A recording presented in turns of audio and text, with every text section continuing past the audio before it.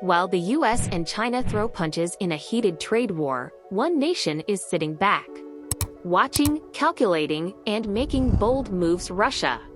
And while the world argues over tariffs and markets crash, Russia is silently positioning itself as a major economic force. But how? Let's break it down. In a bold but calculated move, Russia revealed that BRICS is exploring a new international payments platform. No more relying on the US-controlled SWIFT system. No more trading in US dollars. Instead, Russia is proposing a whole new system where countries like India, China, and Brazil can trade directly using their own currencies. Let's simplify it. Imagine India buying oil from Russia. Today, they'd usually pay in dollars. But with this new system, they could pay in rupees, rubles, or yuan.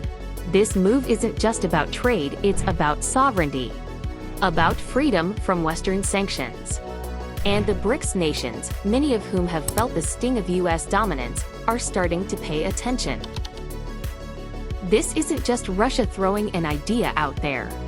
It's Russia redefining global trade while two superpowers fight. Sanctions forced Russia to build its own financial tools, its own banks, its own card systems, even alternatives to Visa and MasterCard. Now, it's offering those tools to the world.